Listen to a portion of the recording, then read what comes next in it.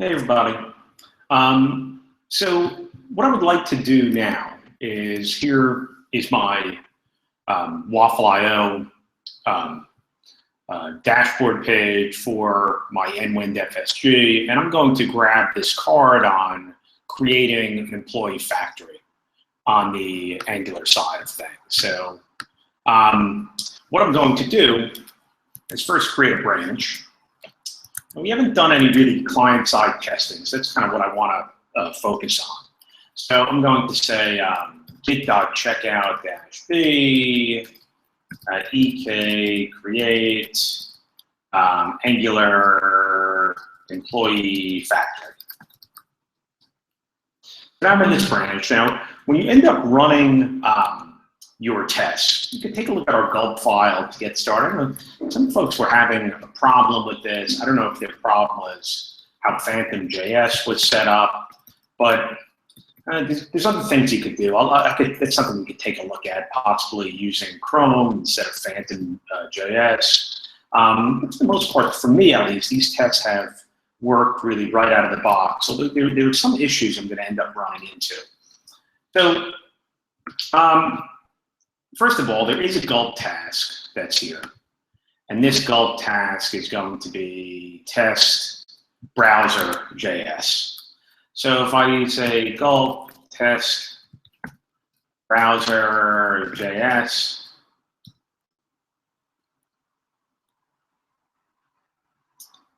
it should end up going in, getting these tests and running them.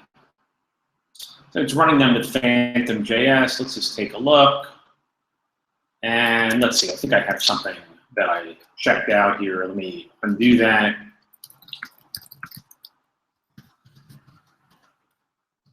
Got two files here.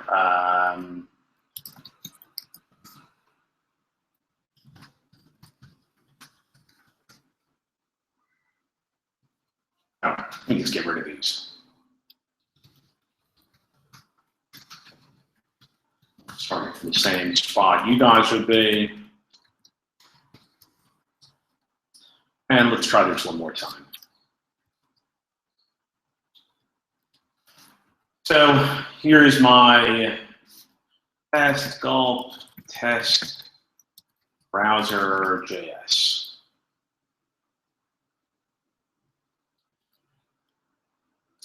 So this is, let's take a look. See what directory I'm in. Let's see why that file doesn't exist. Oh yeah, I think I deleted something I shouldn't have deleted. All right, well, let's try to get that back. I ended up deleting this entire directory, which I didn't want to. So let's do this. Something you could always do, I'm going to say git.checkout.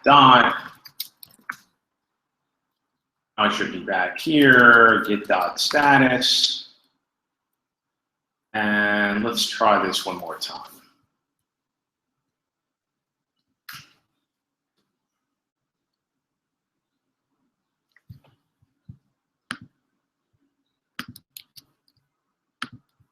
Okay, so this is the position that I want it to be in. I've done my browser test here. Okay, so first of all, one thing that happens here is that you can see that the only tests that are running are going to be the tests are only going to end up running once. This is the point that I'm getting at. If you look at this, what this is doing is this is using a Karma gulp module to run this test. I want to show you something else you could do, and I did this with the server-side tests as well. And I want to do it here. Again, it's not a huge to-do in the sense that the same way we have our test server dev, we could say, I want to test browser in my development environment. And I'm going to use nodemon. It's a little bit different in the sense that we're running Karma, okay, but with Karma, we're running Karma, and we're telling Karma to start. Let me just give myself a little bit of room so you can see this. The other thing is that I am running my tests. The tests I'm running are in the browser. And one more thing, and this you can see in the gulp file as well, I've got to be specific and specify where my configuration file is. So the way that Karma ends up running, I'm telling it to start, but I also have to tell it, hey, look, I want you to look under the browser folder, and there is a Karma config.js. Let's actually just make sure that I got that path right. So under tests, browser, here's my Karma config file. Again, it takes a little bit of getting used to, but in the end, I want to run this continuously. There's other ways you could do this as well, but I don't know, this is just sort of the habit that I've gotten into. This is my files that I'm running. This is my configuration file. And so if we go in here and I say npm run test browser dev,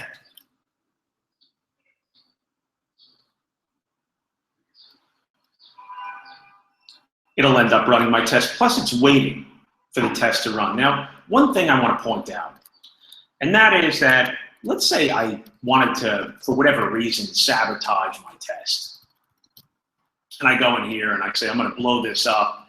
The way that I'll blow this up is right here where I end up putting in my, creating my Angular application. I'm going to go in and, put this in, right? This should end up introducing an error, and none of my tests should run. And we wait, and nothing happens. The reason why nothing happens is that if you end up looking at your Karma configuration file, what you'll end up seeing is that what we're doing is we're loading all our dependencies, right? So if you remember the chain that we're sort of looking at, we need to have all of our Angular files, and then we have our code that we need, and then we have our testing code. So we've got Angular, our code depends on Angular, but look, it's actually, the file that it's loaded is the main.js file.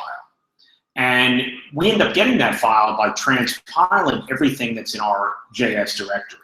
So one thing that you want to do if you're running these tests is that you want to make sure that you have gulp running, in the sense that one of the things that the gulp command does is that it'll automatically build that main.js file, and it'll listen for changes, and it'll end up basically rebuilding.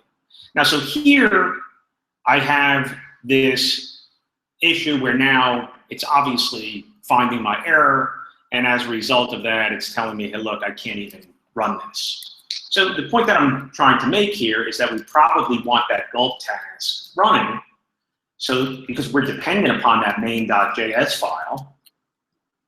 Now this will run, and so we're making sure that our main.js file is getting built.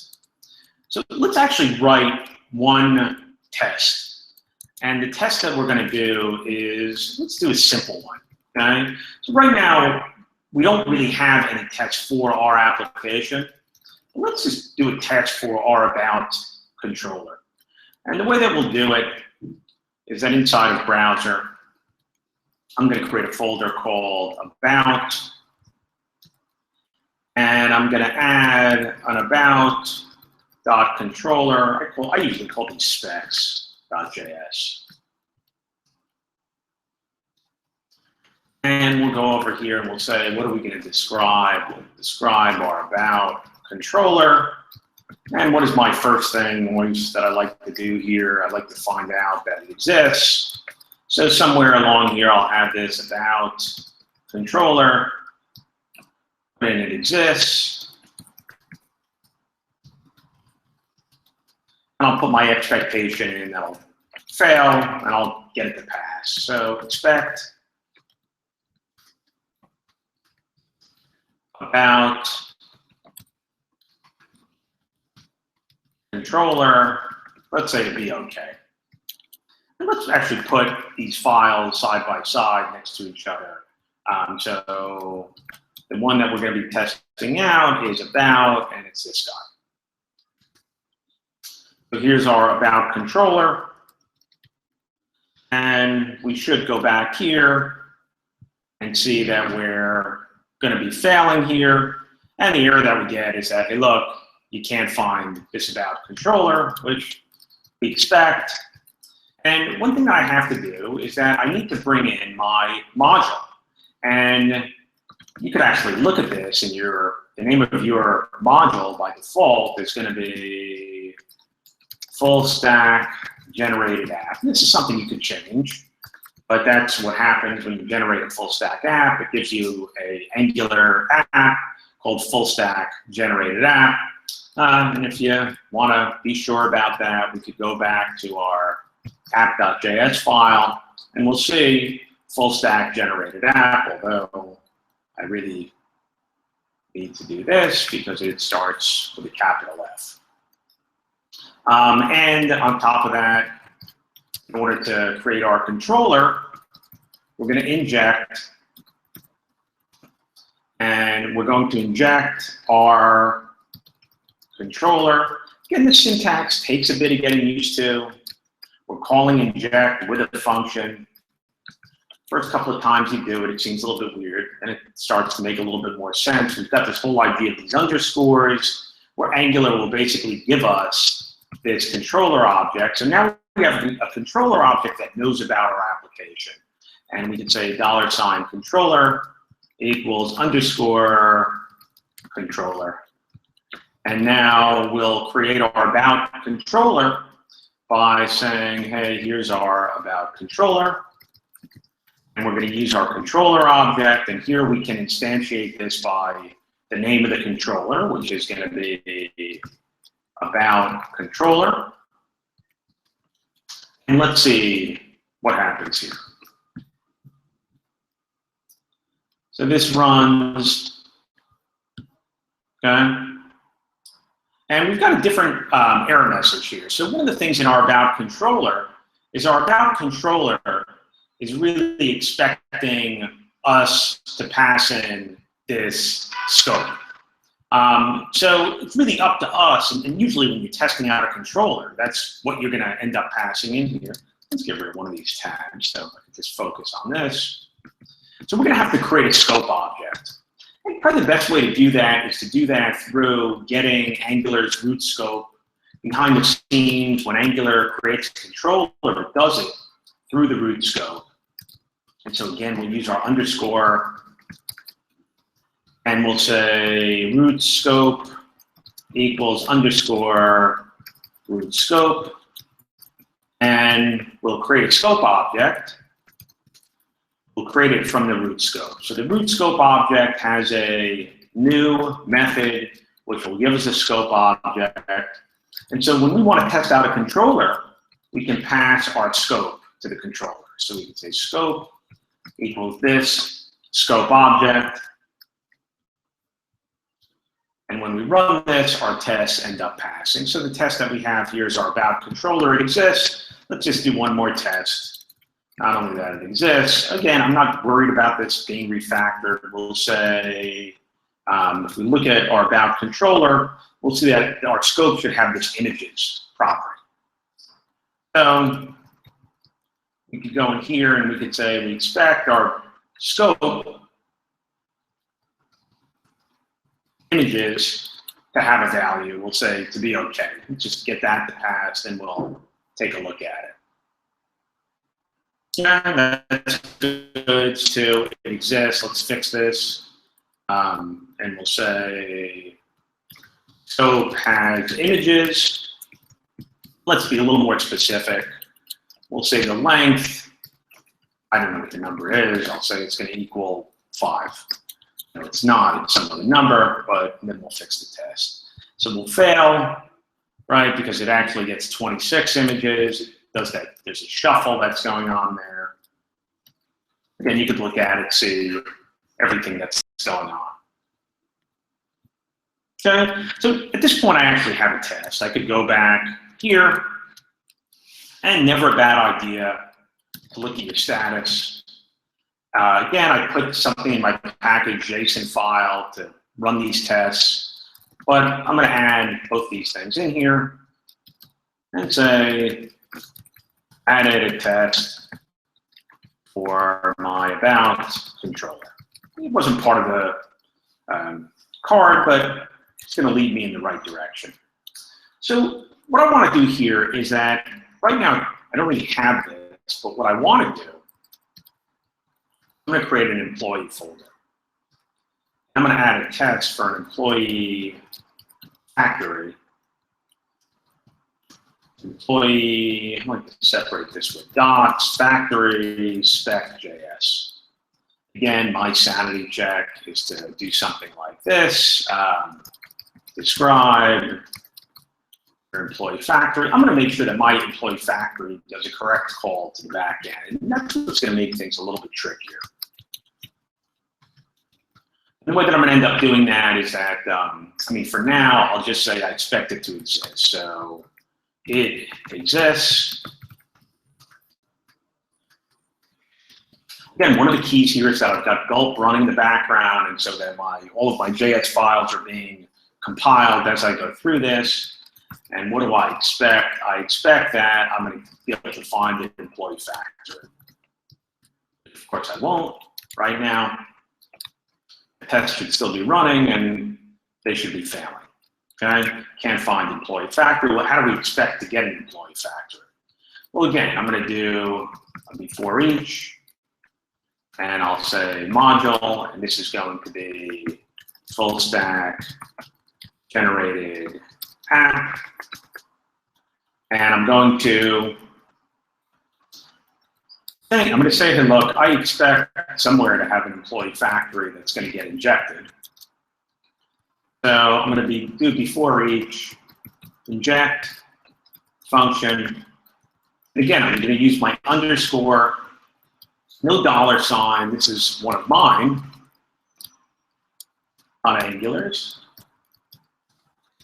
And I'll say employee factory equals underscore employee factory underscore. Okay? So I'm going to get a different error message here. And the error message that I'm going to end up getting here is that, hey, look, I don't know what this thing is. You're telling me that I should know about employee factory provider. You're specifying that I can inject. So if you try to inject something, you don't just get a null value. You actually get an exception. So let's fix that. Let's go back to our browser. Let's modify this. And we're going to add a folder, employee. And I'm going to create my employee factory. And really one step at a time with these. And this is going to be app, factory, employee factory.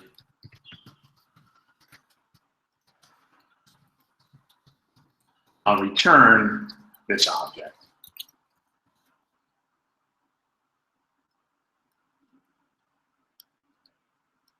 Okay? Now this ends up passing.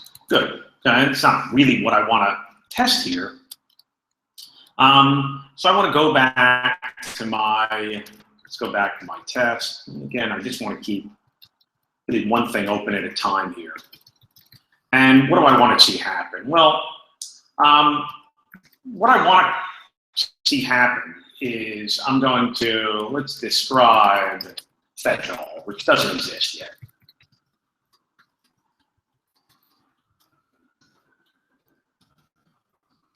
So what I'm going to, what I want to see happen here is I want to see that when I call fetch all, it's going to make the correct API call to the back end. In order to do that, I'm going to have to grab that back end here. Again, this is something that takes a little bit of getting used to. Once you have the structure of your test set up, you could always go back and you end up doing a lot of copying and pasting of tests, and that's fine. We're not worried about necessarily drawing out our tests. Our tests are a little bit wordy, that's fine. And what we want to describe here it calls get/API employees. This was the backend route that we set up before, but frankly, we could do this without even creating the backend route because we're not going to actually call a backend route when we're testing our client-side code. So I'm going to say to the backend, I expect, again, what URL API employees. And when you do get it, I want you to respond. And for now, I'll just respond with an empty array. And I'm going to specify that here's my factory. And I'm going to say fetch all.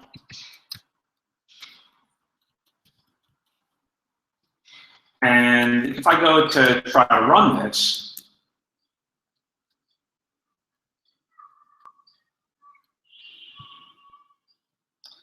nothing really is happening here because there's no fetch all. So let's go to our employee factory and we'll put in our fetch all. So this is a pretty simple method.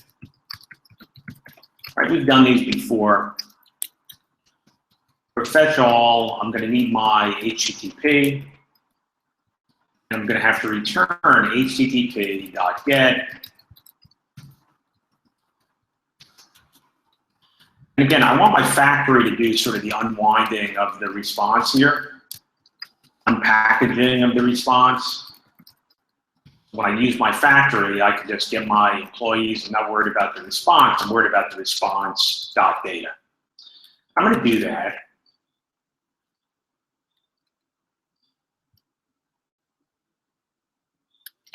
Now, it looks like this has run okay for fetch all. Well, let's actually double check and see if that's the case.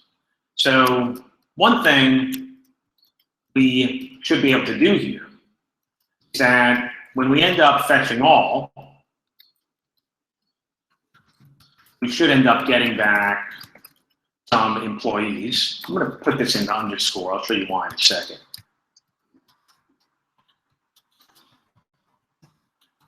I'm going to go up here and I'm going to say, here's this employee's value. If this ends up getting called, then I'm going to say, hey, look, here are my employees. The factory called the right method I expected to get. That ended up getting called. And now I can do expect employees dot length to, in our case, let's say equal 0.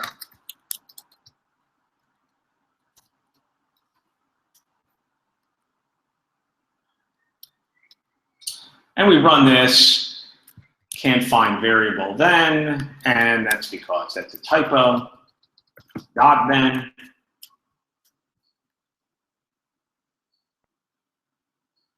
And it's telling me, hey, look, I don't really know what this thing is, employees.length. So one of the things we learned about the HTTP, even though we're doing this, in order for this to make it in here, we've got to tell the backend, hey, look, there was a request that went back.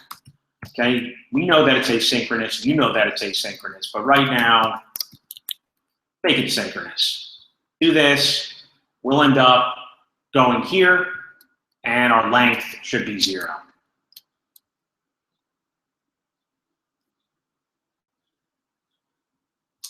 And we run into a problem. Now, I don't know exactly what's happening here with this problem. One thing that I'm seeing here is that it's thinking that it's going and grabbing this template for the home page. I don't know exactly why it does. I looked something to do with the HTML5 mode, and what I ended up doing, I said, well, what is in my code that's making this fail? This is not the error. I don't expect to get this error. And the reason why I'm getting it is that, I'm calling that flush, and I guess it said, hey, look, your app tried to make this request to this URL. Again, it's a little bit of a mystery to me, but that doesn't mean that, and we could go down a rabbit hole and try to fix it. And maybe there's an easy fix for it, but I found something that I was kind of happy with, which was that when I looked at this app, And I said, what's causing this? And I went in and I started commenting stuff out. I realized if I commented out these two lines,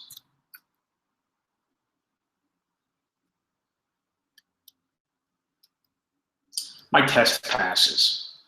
And just to go from red to green, I put an X here.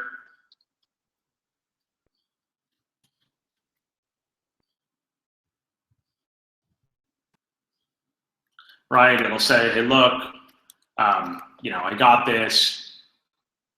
I expected this get, but I ended up getting this get. So again, we could go from red to green. On the same token, just to make sure it's using our response, which we probably know that it is, if I just return two objects from here, I'll be red again. But here's the thing that's a little bothersome. So here, let's just pretend we've got two.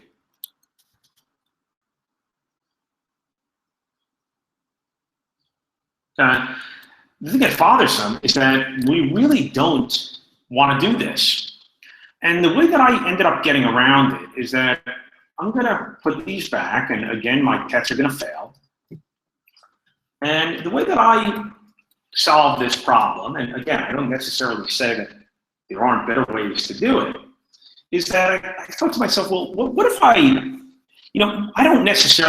know, but I'm not sure I need both of these things for my tests. I'm going to be, on the client side, I'm going to be testing things out like factories and controllers and directives. Maybe if I start testing states out, this will mean a little bit more to me. But it would be great if I could just say, hey, look, for my tests, comment out these lines. And the way that I ended up doing that was to do something like this.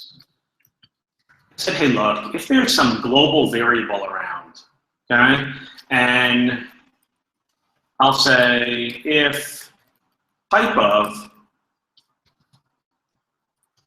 global variable, and this is how you can sort of see if a variable exists or not. If you try to use a global variable that doesn't exist, you get an error. JavaScript gives you an error. So the way to sort of get around that is to say, hey, look, if type of test mode is equal to undefined. So if it doesn't exist, if it's equal to undefined,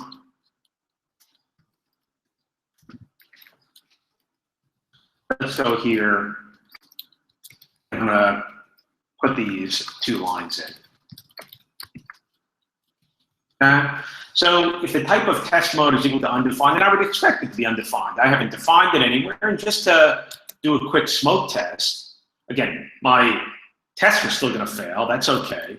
But if I was to go in here and do an npm start,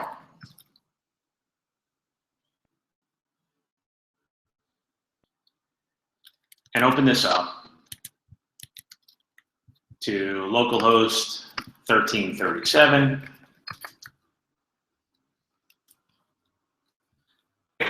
see that working fine, right? It's using the HTML5. I can even log in. So what I have to do is get my test to pass. I need to define this. Well, I did something fairly simple here. What I did was, in my text folder, I'm going to create a file. I'll call it, I'm just going to call it env.js, like an environment file for my JavaScript. And in here, I'll go in and I'll put in test mode, global variable. Test mode is equal to true. Now, the problem is that this file is not going to get loaded at the right time. If we end up looking at the order of our files being loaded in our Karma config, I really need this to get loaded up here. So the way that I can do that is to say, hey, look, for my tests, I'm going to load this file called env.js. And when I do that, it's going to set up this global variable. And this code, for whatever reason, which is breaking my tests, and which I can dig into later on, possibly, it's not breaking my application, but it'll just get rid of these 2 lines in my testing environment. Now if I kill, no need to run my server here. Let's get rid of that. Okay, so I'm going to, I think this was actually my Gulp build. But I'll go back here and I'll run my tests again.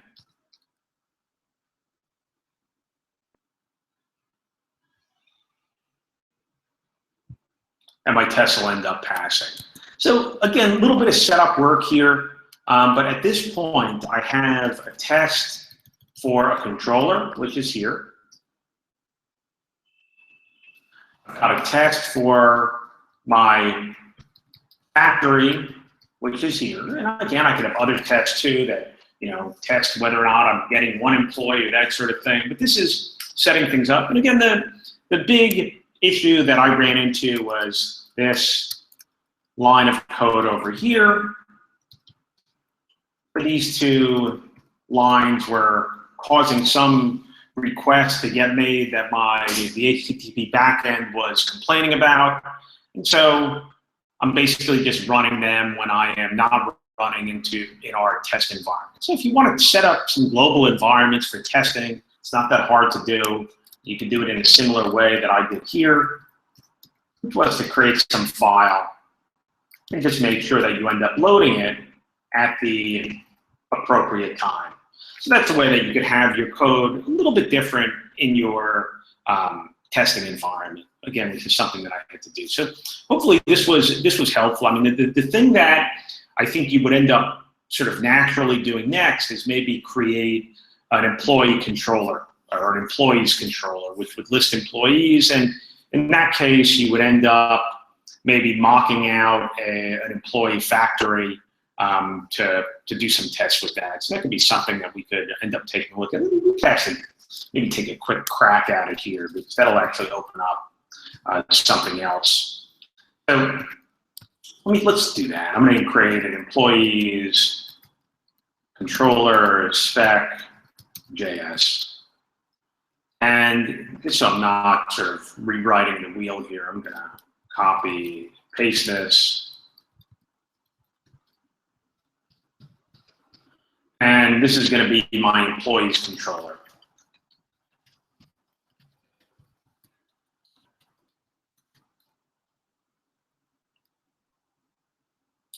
And this is the exact same test. So that'll end up passing, but it's not really my employee controller. So what is my employee controller going to do? Well, first thing that I would probably want to do with an employee controller is see that it existed. This is like the sort of final thing that I think you have to worry about with Angular tests. So I'm going to go in here and I will specify that I'm going to have this employee controller, and I'm going to inject my controller. Again, I'll use my underscores, and I'll need my root scope too. Right, we need a scope object when we're testing out controllers.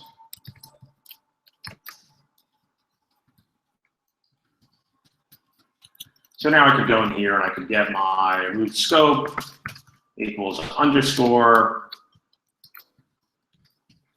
root scope. And I could go over here and I could say controller equals underscore controller. When I go in here, I could specify employee controller, so an instance of employee controller, unlike the singletons of factories, controller, employees, controller. And I'm going to pass in a scope And we'll specify scope equals $, root scope new. And now we've got this nice scope object, and we're going to pass it in here. And we expect our employees controller.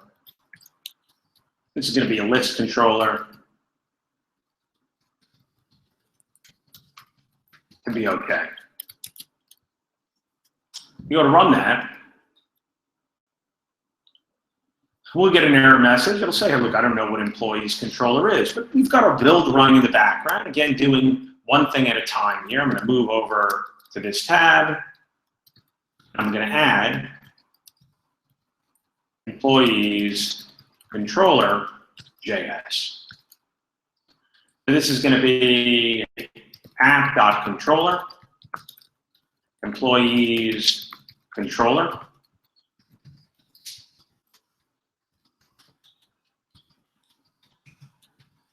Let's make sure that I did that correctly. And so now that should end up finding that controller.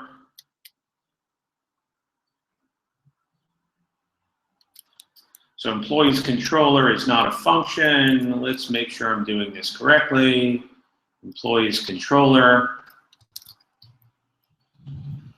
And let's see if it didn't end up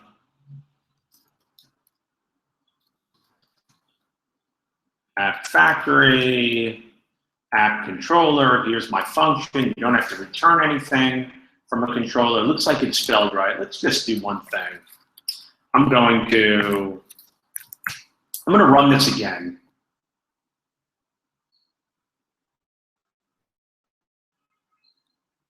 Expect this to really be an issue. Let me just make sure that this is, okay. So for whatever reason, my gulp is not running in the background, so it wasn't actually creating that main.js file.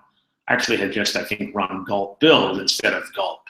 So when I run gulp, it'll end up building this. And let's go through and do this one more time. So again, you just have to make sure that your file that you're testing from, this main.js, is running, and now my test ends up passing. And what I want to do here is I want to get my scope. I want to get my employee factory. And I'm going to say scope.employees equals, and actually no, because this is going to be the employee factory, fetch all. And I'm going to get my employees back. And I'm going to put them on the scope.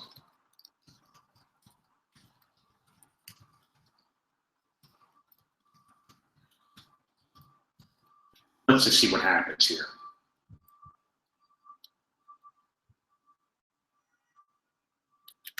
That's passing. Well, I don't have a test for it. What do I expect to have happen? So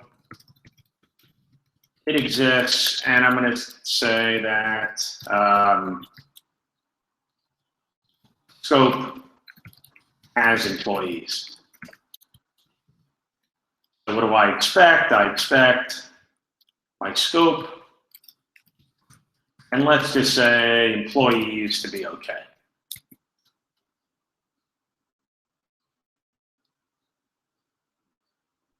Okay, and this runs, but I get a little error message here. And the error message that I'm getting is that this is undefined. Sort of makes sense because my factory is not really going to be working. The backend won't make actual requests, and I haven't stubbed anything out. But there's something easier that I can do. And what I could do is that I actually have, because I copy and pasted this, my employee factory. I could go in here. I could say, hey, look, employee factory. This is the factory that's going to get injected. And I could just say, your fetch all, I'm going to basically stub it out myself. Okay?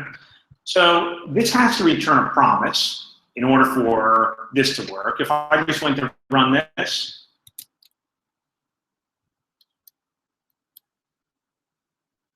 I would get an error message, and it would say, hey, you have a little bit of a problem because there's no then method. There's nothing I could call because you're not returning anything from your fetch all. So what I want to do is I want to return a promise. So again, at this point, I don't want to stub out the back-end calls. What I want to do is stub out my factory and sort of one level up here. And so in order to do that, I'm going to Q object, which is a promise library. I'll go over here and I'll say $Q equals underscore Q. And one of the things that I could do with this is I could say, and I could basically send back a resolve promise. And I could say, hey, look, Q, when you're called, I could return an empty array. So I'm literally, instead of calling, stubbing out that call to that API call, I'm actually stubbing out the factory function. Now, the problem that I'm going to run into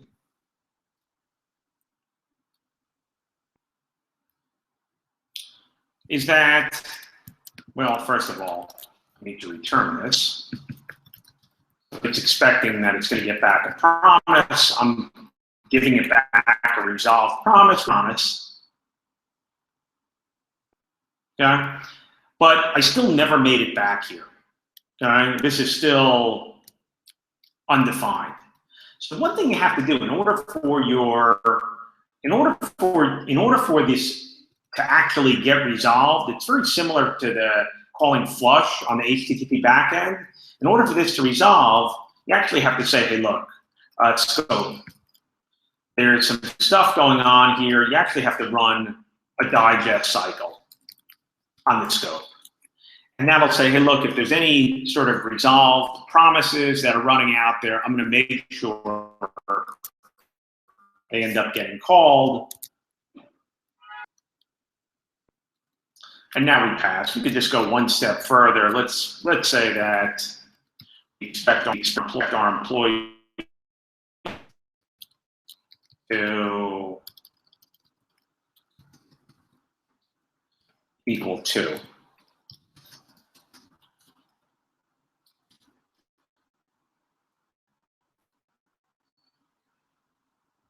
Now we'll fail, but again, at least we know things are getting called, and we could go in here and say, no, we're going to patch in 2 objects here. Again, it might seem a little bit silly for this test, but you can imagine if there was sort of more going on in your controller, which there probably will be, you now have the framework to test out your controller. So maybe your controller also gives you the ability to, add employees and that sort of thing. But here we were able to test this out. Again, a lot more a lot more testing code than there is actual code. If we end up looking at this, and I'll say get.status, and I'll say add, and this was actually even added employee factory and employees controller. In which case I could do a get.push. Get.push to origin. I need to push this branch up. So I can do a pull request. Now if I go up to GitHub,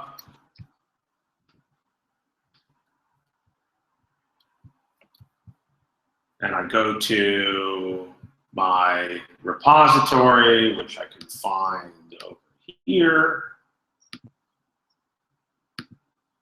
I can see that I have a pull request, and I can make some comments, create the pull request, merge it, confirm the merge, go back here locally,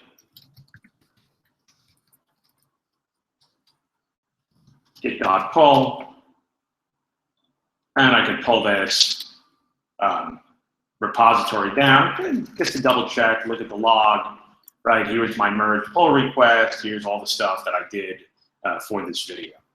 So, those things really will do quite a bit in terms of, how to sort of test out Angular and sort of the things to watch out for. So, again, when you think about sort of testing the back end, you have to think about flushing the back end. When you think about using a promise library like the Q library, you have to make sure you tell your scope to digest in order for those to end up getting executed. Anyway, hope this helped, and I'll see you in the next video.